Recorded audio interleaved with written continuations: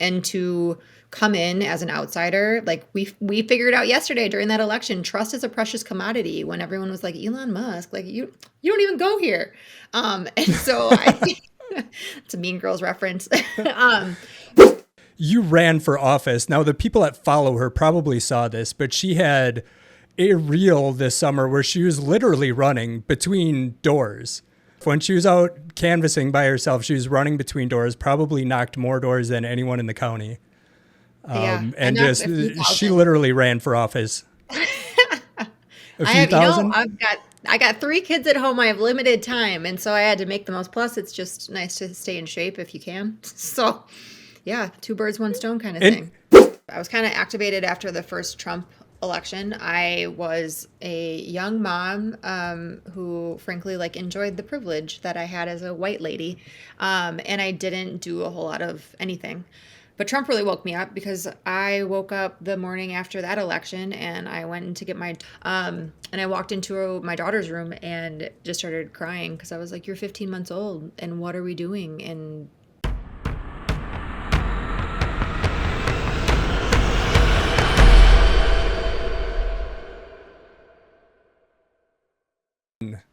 Welcome to Critical Culture. I'm Travis. Josh is on vacation this week. Our guest and co-host today is Emily Tseffos.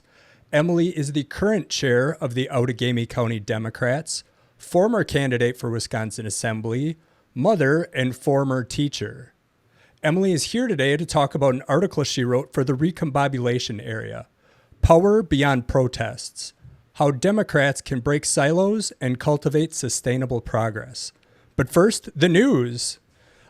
First piece of news, Emily. I heard there was a big win for Democrats in Wisconsin last night. It was a good day yesterday, Travis. Yes, we did it. We rejected Elon Musk and we elected soon-to-be Justice Crawford to the state Supreme Court. It was a huge win for the people of Wisconsin. Yeah, really exciting stuff. Yeah. The margin was unheard of. I mean, in partisan elections, statewide races are 1% or less. And I forget how much Protasiewicz won by. I think it was about 11 points or so. Yeah. It was about 11 points. Mm-hmm. So that's good news that we can show up for something like this. And I saw Ben Wickler posted that every county swung left. Is that correct? Yes, it was really incredible to see all those blue arrows swinging to the left on the map this morning, I think via the Times. Yeah, really cool stuff. And it will have impacts in the midterm elections and the next presidential elections because, districting maps and other election rules are going to be flowing through the Supreme Court. So it's a great example of how around the nation, really the state and local politics between presidential elections makes a big difference. So it really, I think it was they bet on the wrong horse for this one with Elon Musk and everything. And Wisconsinites said, not today, billionaire. Yep. So that was a good thing. But I do think there's so much that's going to come down. And my real concern was that at the federal level, as things are dismantled and falling away, that those state Supreme Courts are going to become even more important. So I'm really, really excited. And I know, for our state. And attorney generals too, right? Like we've seen Josh Call with some of the lawsuits. Even if he didn't get the outcome he wanted yet, at least somebody's trying. Yeah. And raising the question, and that's making news, and that's getting more people to pay attention. And like, hey, people are resisting things that they should be resisting, and they're in those roles of power for a reason. Yes, exactly. Pull all the levers you can at whatever level you're at. So. Yep. So there was no wins in Florida. I know there were a few House races down there. It would have been nice. We could have slowed down some of the agenda in the House. Thankfully, I think the Republicans there are discombobulated enough that they'll slow themselves down. Hopefully, yeah. And those were ruby red districts. Like those were 30 points or so. So like those are, it was a long shot. But even then we saw, they made gains in the double digits, which is incredible. The Democrats did. So, I mean, count that as a win, Definitely progress. It's good to see, just like Cory Booker standing up and setting a record for the longest filibuster, like the people standing up that could vote yesterday. And doing what they have to do. And that's how it works, is when everybody pulls their weight. 100%. So the last bit of news is a win for the state of Wisconsin Democratic County parties. Emily, what do you have to share with us today? That is so kind the way you set that up for me. I am really excited because last week I threw my hat in the ring to be chair of the County Chairs Association, which is kind of like the convening body, I guess, for our county chairs across the state. So I'm excited because in that role I'll be able to serve as an advocate for our county parties, which are, the grassroots, the roots of the Democratic Party of Wisconsin, and also be able to support them in flexing a little bit of muscle. We are a really incredible infrastructure that exists across the state, and I'm really excited to get a little bit more organizing prioritized within our structure so we can be better positioned in 26. I'm really pumped about it. So it really is a great time to take over that type of role. I know just from what we're seeing within Outagamie County, we've had a significant uptick in interest in volunteering ever since right after the election. Right. Yeah. And I think with everything that's coming, there are people that are like, to your point, they want to pull their own weight and they want to show up in their communities, but we need to be able to harness that power and use it effectively. So I'm raring to go and hope to get to, connect with a lot of county party leadership in the coming weeks and really hitting the ground running this spring. Cool. Yeah, me too. That should be exciting. So now let's move on to our main topic for the day. Protesting is just the start. So today's episode is a follow-up to episode 6 on nonviolent action. Our topic is diversifying our methods of response beyond protests and related activities, which is an article that you wrote for the recombobulation area again. Yeah. So why don't you kick us off? Yeah. So the impetus for that article was we're living through the second Trump administration right now, and there's always a lot of fervor and a lot of people that want to take action. And my goal in that was to remind everyone that's feeling rage or fear or disdain, whatever feelings you're feeling right now, is that protests are good, right? It's a First Amendment right. We need to exercise that. But if we're going to change for the long term, instead of just kind of running from fire to fire, we really need to think about what organizing looks like and how we can make it effective so we don't end up in these kind of positions again. So it's not just showing up, with a sign at a protest. That's good for a community, and that's good for showing up in solidarity with causes and groups that you need to, that you support. But if we really want to better position ourselves, if we really want to make sure that we are doing right by our community members, that we are educating them and engaging them and showing up for them, it's that less glamorous in between day to day kind of organizing that you got to do. Right. The protests, they definitely help people feel seen, which is empowering because they're showing up. They see all of the people around them that are also being seen, and they recognize their power in unity in numbers. And there is some value to the news media and other people and the people in places of power to see that. But there's a whole untapped source beyond that. Like, we're here together. We've got this energy. We have to do something concrete beyond. It's definitely beyond thoughts and prayers. But at a certain point, it's also like, you showed up in March. That's great. That's awesome. But there's like real community support is one term we're going to talk about during the context of the show, that you really need to harness that energy towards something specific that's local, where you can start to make a difference and it builds.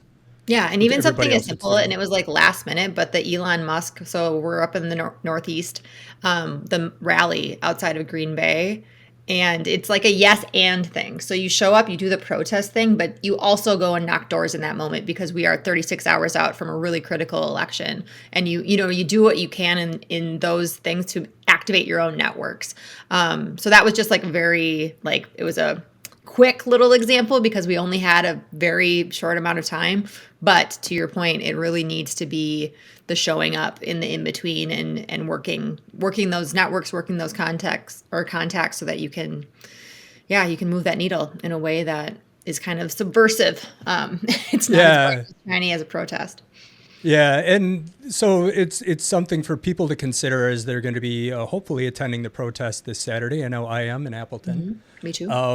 To go looking for opportunities or groups that are going to be present that maybe you gravitate towards, because it doesn't even necessarily have to be the Democratic Party. It could be the League of Conservation Voters, now League of Women Voters. There's tons of organizations that are going to be involved.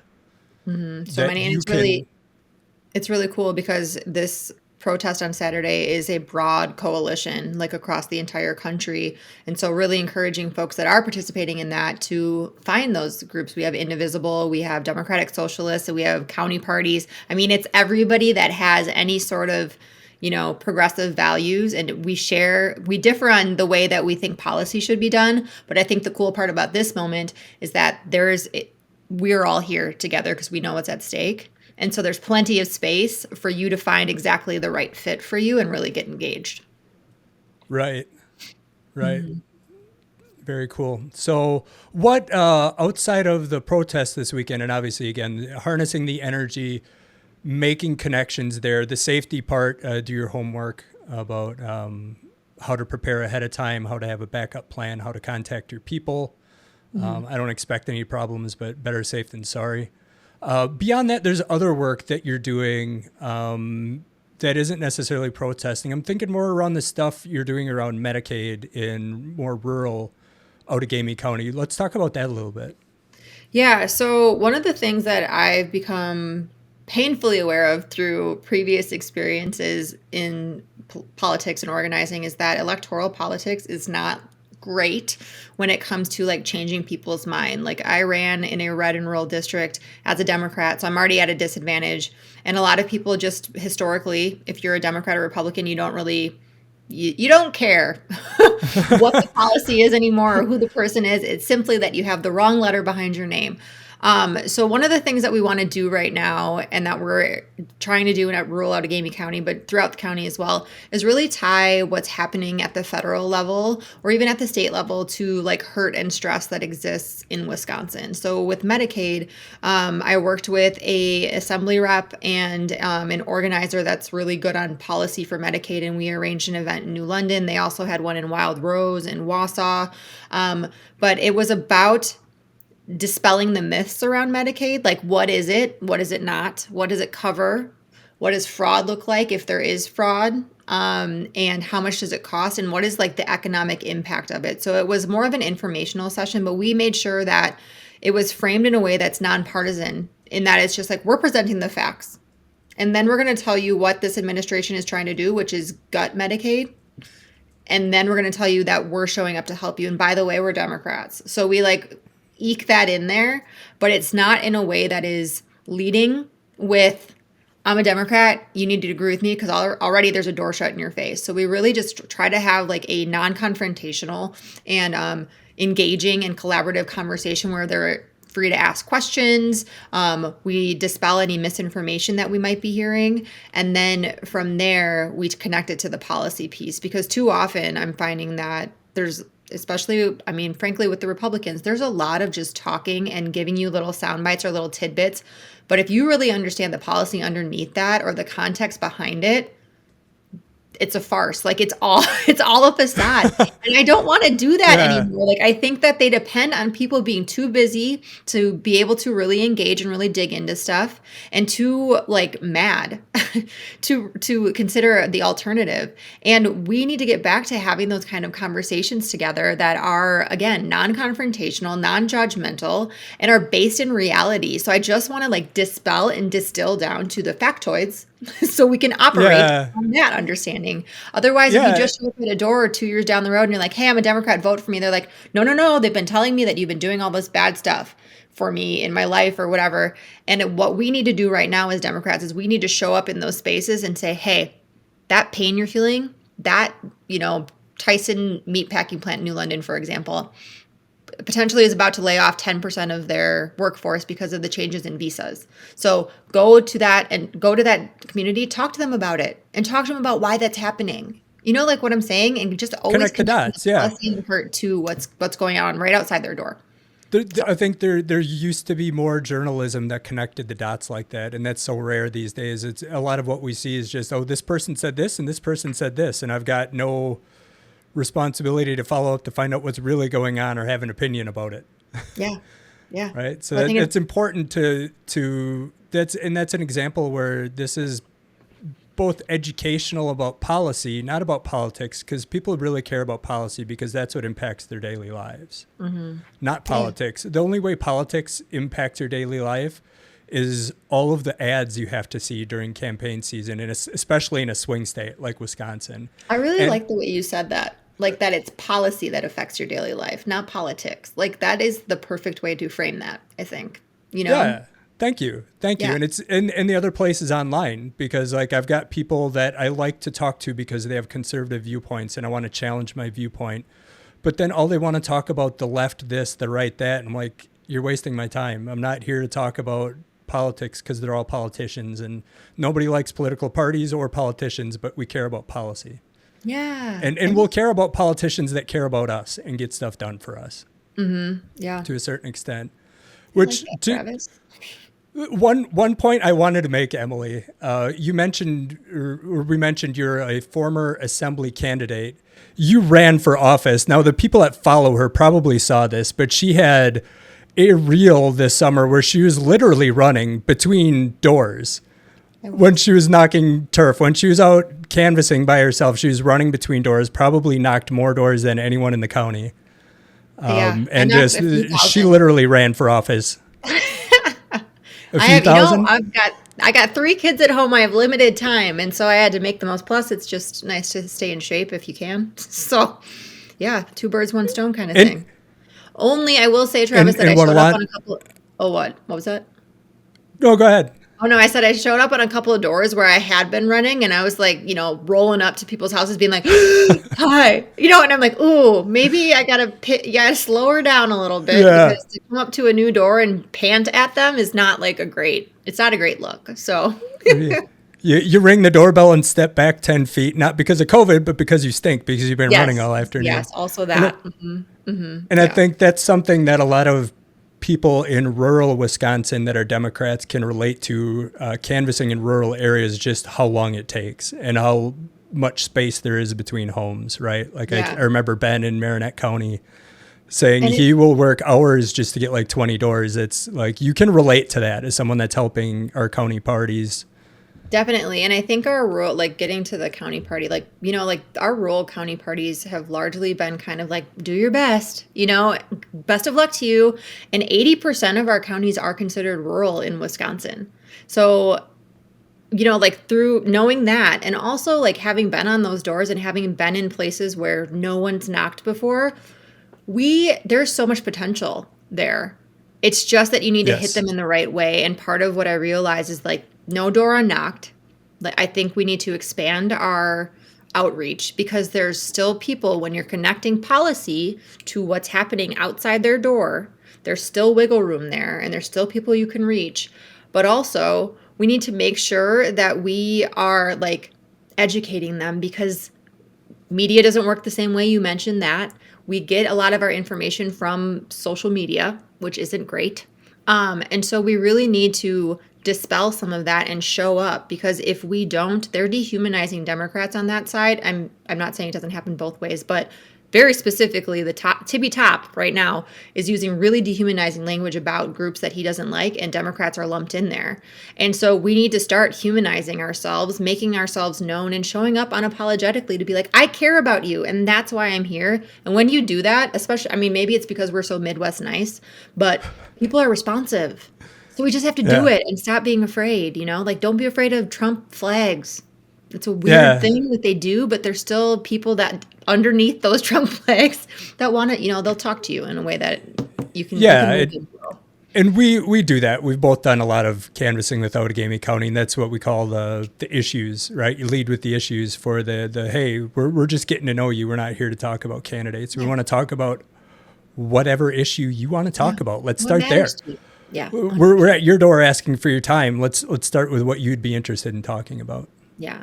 And that is one of the things that I think now in Wisconsin, because we're past this April election and everything, community surveys are a tool that we're going to utilize in Outagamie County, but I'd like to see implemented across the state in counties that have the capacity, so that we can really find out what the electorate, blue, red, or purple, thinks. And we can get it straight from them to a local source so that we can respond, better, and we can be more informed when we're talking to people. And then we can cater our messaging down the line to make sure that they feel heard and they feel seen by us as Democrats, because too often, we're written off as being too out of touch and blah, blah, blah. I think that's a really tangible, good way to start that kind of conversation and that kind of learning back up. Sure. I'm with you. Mm-hmm. That's good. Do we want to talk about the Oats program at all? Is that something that, okay, cool. You are the leader of the Oats program. You're the driver of the Oats program right now. And for a high level overview for people, Outagamie County has, from what I've heard, one of the best county parties in the state. We've got a core group of people that has been at this for a decade or longer.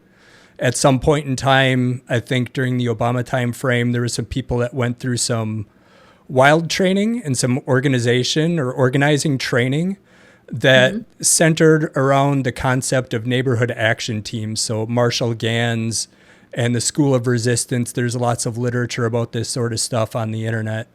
They started having a year-round party, and a core group of their volunteers started a neighborhood action team that started meeting every month, year-round, to maintain this core infrastructure for the party. Not that we start things up again just before every election and then shut it down when it's done, but these people kind of keep the home fire lit. And by the time you're like 10 years into this, you've got multiple teams, you've got people that work it year round. So like, for example, when a presidential election comes, you've got the local infrastructure to take care of a lot more volunteers when that flood of volunteers comes. And you just keep collecting people that are in it because it's good volunteer work, that it feels good to do because you believe in it. I met a lot of my friends through Outagamie County Democrats since I've been involved with them. I think the switch to having members be very involved through these neighborhood action teams is a huge part of why Outagamie County has been successful. Wouldn't you agree? Yeah, I think it's a really critical piece to it. It makes it less transactional and more like of an actual relationship and friendship. So I think there's that piece to it for sure that keeps people around. But I think we need more of that, because if Democrats right now are polling lower than we have ever before nationally. And I think I'm looking at our local Oats groups and saying you on the ground know your neighbors the best, right? You're the best vehicle to speak to them and to show up for them and offer assistance when you need it. And so when we're focusing on developing our Oats teams and maintaining them and supporting them, it's really about making sure that we are, responding in moments of crises in our teeny tiny little towns. So we've got a couple in the Appleton, Kaukauna area, but we also have one that's just starting out in New London and one in Hortonville. And we'll start one out in Seymour. And I think that those are the relationships that already matter, because you're a trusted vehicle in your own community where people know you. And to come in as an outsider, we figured out yesterday during that election, trust is a precious commodity, when everyone was like, Elon Musk, you don't even go here. And so I think it's a Mean Girls reference. But I think that that's an important, piece to it, to empower our own people on the ground to show up in their communities and to do it in a way that is not always political. It's just doing the right thing for your neighbor. And through that relationship building, you're building that trust. So when down the road, you're saying, hey, Travis, you should really vote for this guy for school board or this girl for state assembly or whatever. It's an easier ask, because they're like, oh, she shows up for me all the time. She has our best interest at heart in our town, and I know that. And so, yeah, I'll go with that. And then that's how we kind of build that ripple outward at a hyper local level. And I think we haven't focused on that kind of stuff that is again, not it's not always quantifiable because you're not always showing up in a very overtly political way, but it's so necessary. And we cannot discount or discredit those kind of successes and that kind of relationship building because it is critical if we want to be better positioned in 26 and 28. And I will say with, as an organizer, your job is to organize yourself out of a job because you empower the people around you to be well equipped enough so that they can go forth and, do their own thing. And that's movement building. And I think that that's what we need to be doing more of, because I would like a Wisconsin where we're not on a knife's edge for every presidential election. I would like us to be a blue bastion. And I think the way we do that is through empowering people at a hyper local level. So it's kind of like building out your web with like the county parties, and then your little, you're everywhere because you have those little groups, and they're connected sometimes and they're operating autonomously other times, but we're all working toward the same end goal. Yeah, that's a great way to discuss it. So obviously during election seasons in our group meetings that we have monthly, there's like 10 people in the group that I lead at most of our meetings. There's other people that we talk to that will come to like when we go out to eat or do volunteering. But you taught us this last year, the distinction between political organizing and movement organizing. And now that we're getting out of a season where we're doing political organizing, there's no more canvassing related to an election until spring elections next year. We're getting into this off season where we're moving away from political organizing, and these people are still getting together potentially across the action teams and doing movement organizing. So how would you describe movement organizing, and especially as that relates to this building a relationship with a community? Yeah, I think that I kind of alluded to it, I guess, but like there's a difference between electoral politics where you're going to a door and saying, hey, vote for this person, and that movement organizing that you mentioned. And I think it's mutual aid, and it's making sure that, let's say Medicaid goes away. What does it look like to show up for your community members that might not make it to their appointments anymore because it's even further for them to get healthcare? Or if someone is, whether it's a crisis of nature or illness or health, or a policy kind of crisis that shows up in your community, part of that is showing up for them in a way that makes sense to your community.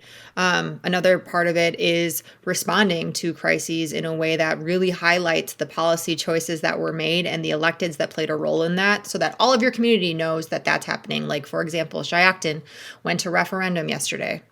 They passed an operational referendum, but the reality is our school is a terrible way to fund schools is to underfund them and then be like, by the way, about every time we have an election, there will be about 20% of our districts that will have to go to referendum. But but denying that there's a problem with our funding.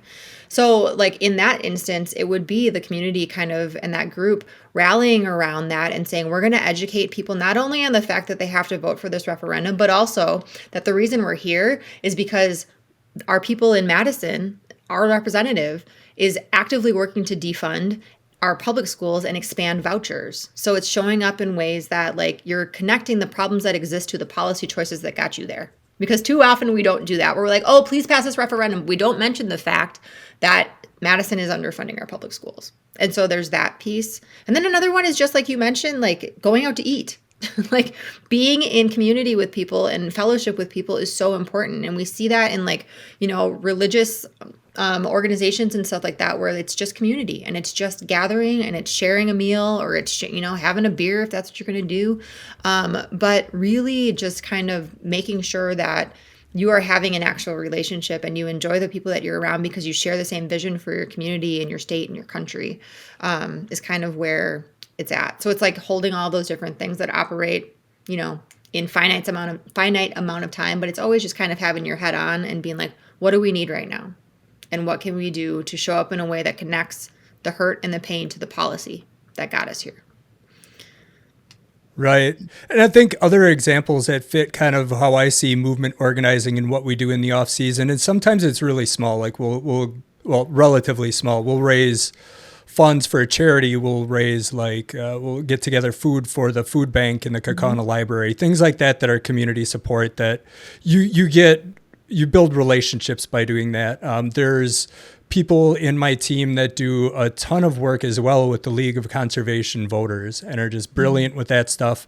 And we've kind of paired with them a little bit, and we went to the Fox Wolf Watershed Alliance. They have this cleanup event every spring, and a bunch of the Democrat volunteers and LCV volunteers got together, and it was team building with an allied group in the area. And sometimes there's crossover there where it's crunch time and to get out the vote for the presidential election. Some of those people are more likely to come in and volunteer with us, in addition to what they're doing with League of Conservation Voters, and it's supporting a good cause.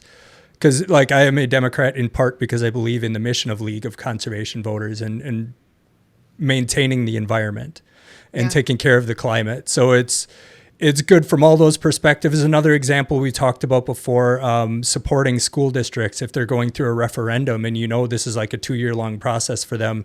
You can get involved and have like teacher appreciation days or events where you're teaching the local community, to your point about school funding and how it all works. You're supporting those teachers. Those teachers, sometimes we support people running for school districts, and we will collect signatures or go canvassing for them. And then sometimes they also say, hey, they showed up for us. We're going to show up and do canvassing for them or spread the word to other people. So there's a lot of stuff like that we do around movement organizing. And the political organizing is more directed from the county party, right? Like it's got goals, it's got the overarching plan for what to do with political organizing. You've still got freedom.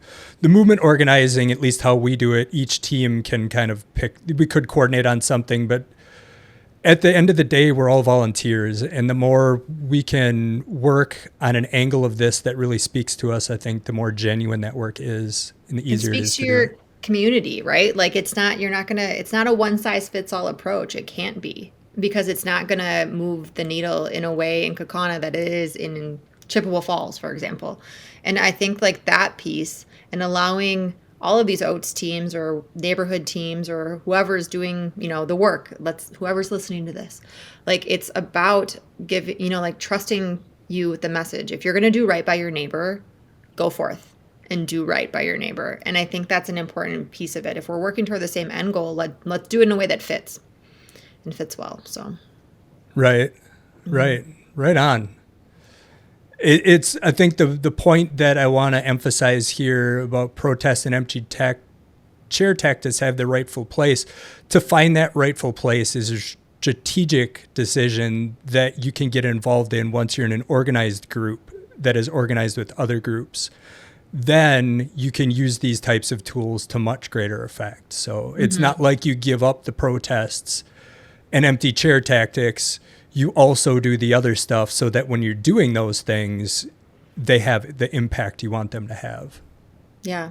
And I think it's important, I was a staff member for Indivisible for a while in the first administration. And part of the thing that I always kind of was pushing people about is that different things play well in different areas. And right now, in my opinion, it is being very easily dismissed that anything where Tony Weed, for example, is our congressperson up in the 8th. He doesn't show up. And he doesn't care that he doesn't show up or respond to things. He just plays it off as like, stop whining, you liberals kind of thing. Like, it's very dismissive. Yeah, and he's there to be a rubber stamp to Trump. That was his campaign promise, or his campaign speech was all, Donald Trump approves of me. I know. We saw his campaign signs. That was just like Trump endorsed, like, ride that horse, I guess. I don't know. But what I think is important is that if you want to make it something that your community pays attention to, know your community well, then say, okay, is an empty chair town hall going to work here? Is it going to work in Hortonville, for example? No, it won't. It'll be a bunch of us talking to, because another thing is the echo chambers. It'll be a bunch of us talking to each other that already agree on things. And does that really move a needle? It doesn't. And it can be dismissed. So how can we better play this in our community so that we get a couple of Republicans that might be curious in the door? Because it is about peeling off every Republican voter you can at this point and eroding at the foundation, because they are lying to the American public. They are actively working against the average Wisconsinite. And we need to be the ones that are bringing all those receipts. But we have to do it in a way that is like not being like, well, we're in the FO part of the FAFO kind of thing. Yep. We can't do that. We have to say, look, this is happening. Here's what got us to that point. Here's what we did. Okay. And we're going to educate you on that. Ask any questions if you've got them. But as a reminder, he manipulated you and lied to you. And so we're here to help pick up the pieces and support you in whatever way. But like, it's about, doing that kind of work so that you can do a protest later. And then you get those Republicans at the door be like, yes, these people have been showing up for us and they've been doing the work and they have that kind of trust. But just to show up to protest, it is just too easily dismissed in this climate. And so, yes, do it and do the work that is less shiny and glamorous, which is the authentic like movement organizing. That is where real change is made. And it's done through a myriad of channels. Like if you think about, I'm going to bring up the Montgomery bus boycott. Like it was not just Rosa Parks that refused to move. It was an economic like boycott that really hit the stakeholders in the right spots. So it was people, taxis that agreed to carry workers where they needed to go so they didn't have to use the bus system. So the bus system was suffering. And it was playing all the right pieces, and they really mapped out their community to figure out where are the pressure points? What do we need to hit here? And then they tied that to like the policy piece. And I think that's what we need to be doing on a smaller scale in a lot of instances, but like thinking very creatively right now about how we can show up, erode at that foundation, bring all the receipts, and like see that shift in every county. I'm dreaming big in 26 and 28 to the left. Like I would love it. So. Right on. I see us going there. We got the energy. I think we got the leadership now. We've got the infrastructure. It's going to be a good couple of years for Democrats in Wisconsin. I hope so. Okay. Do you want to talk about your story in Tennessee? Because we wanted to talk about stories instead of like guidelines and things. And I feel like we talked a lot about guidelines and things. Sure. But when we bring new volunteers into the family at Outagamie County, there's a lot of one-on-ones with other people. And we always talk about our origin stories. Mm-hmm. And I heard your origin story about your experience in Tennessee. And why don't you just lead us through what happened there?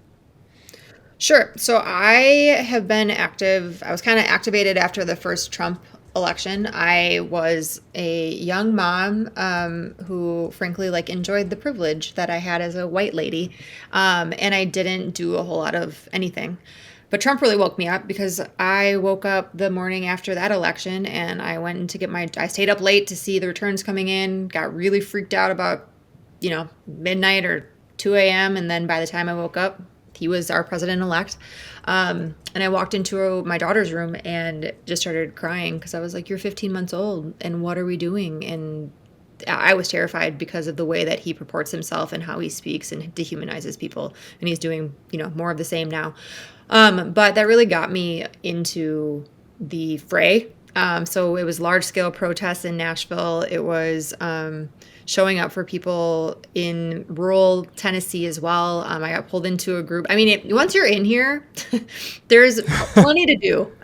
Yeah. And so I got pulled into a group in Tennessee that was called Enough is Enough. And we did it was an important lesson because we did the electoral politicking where there was a legislator that had apologized on tape for sexually abusing young girls when he was their basketball coach. And we showed up as Nashvillians to rural Tennessee and said, hey, this guy did this. Like, of course you're not going to elect him. And they elected him by a larger margin. And I was like, oh, no, that's not great. So we started doing, instead of just knocking on the doors and making the phone calls and doing the typical electoral stuff, we decided, hey, we need to do like community conversations about sexual abuse, about domestic violence, because we are working against generations of violence and trauma. And we started doing that. And that in and of itself was worthwhile because it offered people in that community a space to share their stories, to connect with other people that had survived similar things, and to really kind of work through some of their own experiences so they could better be there to help and protect other women in their community that might be going through the same thing because these problems persist. And that was such an important piece of it that I had not acknowledged was necessary in this kind of stuff. And then from there, we went to the Capitol. We did the protesting and direct actions, and we did a 30-hour sitting outside the governor's office. I got arrested and all this good stuff. But right on. Well, yeah, I mean, when it comes to that, people are doing bad things, we got to pull the levers we can. Yep. We don't. Yeah. Yeah, but I think that's an important piece. Is it's like yes, and it's the protests, and it's the really understanding what your community needs in that moment, and then following that. Like following that chain instead of trying to like just kind of. You can't like drop in and be like, got it. That's not how it works. Like, ultimately you're working against probably years, decades of people like having internalized whatever problem is manifesting itself. And you really need to show up in a way that like addresses that. Right. Much like the problem of Project 2025 has been manifesting for decades, we're going to have to plan and organize for years to start to counteract it. And right. And it's an interesting story because it talks about how political organizing itself, like get out the vote is great. You can reach some people. You find out a lot. It's definitely worth it. It makes a difference in close states like Wisconsin. But to make change, lasting, significant change is a long-term game. And you need to do the movement organizing that blends well with the political outcomes that you want to reach that, again, brings it back to policy. The politics is just how we manipulate policy, and some of it gets ugly. But the movement organizing is the part of it. And I loved how you mentioned that the benefits from doing the movement organizing were more tangible and immediately accessible compared to like the long-term policy outcomes. Like there's a real reward that you can see a benefit to the community and you can feel it, the reward you get from doing that work before there's any election. Yeah. And it's being with your neighbors and being in, fellowship with them. But I think too, like it's not, recognizing again, we talked about our rural counties previously, like that success, we're not going to be, we're not going to flip every county blue. That's not going to happen. There are very, very red rural parts, but like chipping away is just as important and valid as, a huge swing into the left. Like we just need to acknowledge that and really support those people that are doing that really, really hard work, because those are difficult, communities to be doing this kind of work in. And again, it's even before anybody flips a vote. If you've made their lives better, that is the goal of politics, is to make better policy so everyone has better lives. And if you can circumvent politics and start to deliver some of that, and as a bonus, you're like, hey, we can make this a lot better if we've got politicians that have an ideology that actually supports the people. That's the long-term win.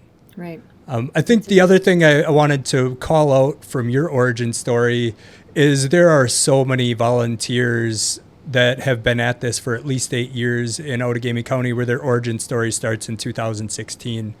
It was a watershed moment for a lot of people, like, hey, somebody's got to stand up. I've got to do it. I can't wait for some anonymous elected person or somebody else to stand up and run for office or volunteer or trying to make the community better. Like all these people decided to do that. And I think we've already, like I mentioned before, we've seen an increase in very activated, especially younger volunteers that are new to our area. I think this is hopefully a silver lining we can pull out of this is, Trump 2.0 was even worse than the first time. But again, here is a new round of recruits, and what can they help us do over the next 2 to 4 to 8 years to build on, like in places like us, to build on the infrastructure we have, or in some of these rural or other counties to create the kind of infrastructure we have here, like all over the place. That's what the hope is. And hopefully we're leading Wisconsin in that direction. Yeah, you hope so. I mean, and those younger folks and everybody, it can be a big tent, but like we know our communities best if we are a part of that community. So whether it is like geographically or demographically, like we, let those people lead, center those voices and those ideas, because they know what hits and what doesn't. And really just kind of form, campaigns, form whatever we're going to do around the folks that are most directly connected to whatever we're trying to alleviate for people. So. Absolutely. Absolutely. Well, thank you very much for joining us today, Emily. That was a lot of fun. I can't wait to continue to work with you at the Outagamie County Dems. I look forward to seeing what you do in your new role with the Wisconsin Democratic State Party. And I guess just close up with a call to action for anyone that's wondering where you start. How do you escalate your activity? I'd say there's opportunities all over the place. Keep your eye open for them, consider them seriously, and just follow your why.